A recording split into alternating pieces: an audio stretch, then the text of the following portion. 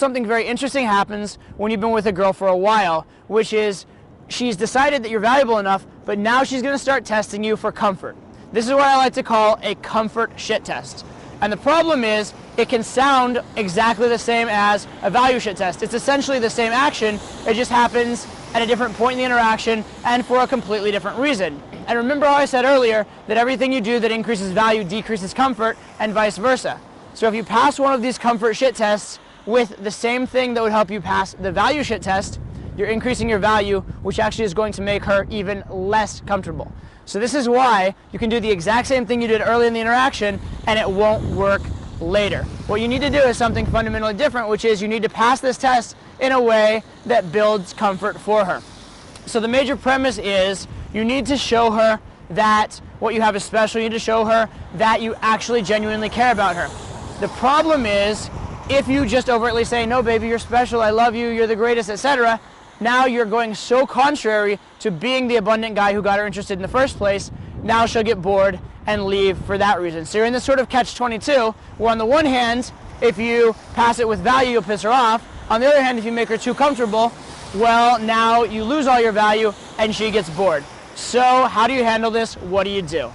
The first part of passing these shit tests, as with any shit test, is recognizing what they actually are, which is compliments. It comes from a place of she likes you and she wants it to work out. Understand that, and it'll make everything easier. Understand that even though what she's saying may be confrontational, it isn't, okay? It's actually her hoping, crossing her fingers and hoping that you are going to do the right thing and going to do what it takes to sleep with her and give yourselves both an amazing experience. It's a great realization to have.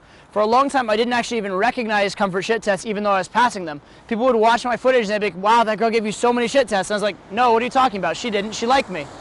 And then I'd look back and it looked like she was, but every single time it was coming from a place of she liked me, she wanted me to like her.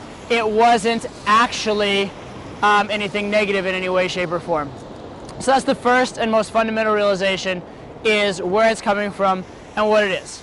However, how do you pass it? There are two parts. The first part is you need to keep your frame. You can't give in and give up on being a masculine man, give up on being a leader, give up all the things that made her attracted to you in the first place. The second thing is you need to actually reassure her or make her comfortable, okay? So those are the two steps.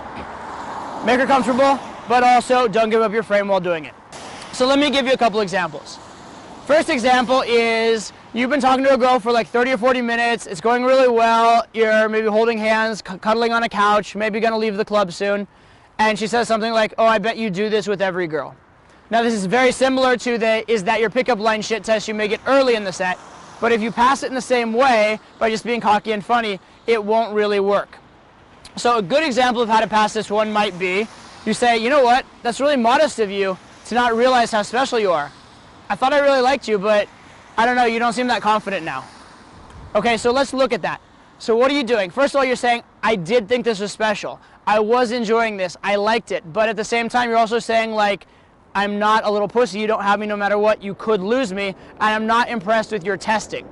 It's another thing that you need to do when passing these tests is make sure that you don't pass them in a way that's too encouraging, because then you're just going to train the girl to give you more tests. If every time she tests you, you just give her compliments and give in, you're going to create a relationship, whether it be for one night or for a life, where she realizes the way to get validation, the way to get positive reinforcement is to give you shit. And then you end up with a nagging wife, and a lot of men can relate to that. Okay, so you want to be very careful that you don't pass it in a way that works in the short term, but not in the long term.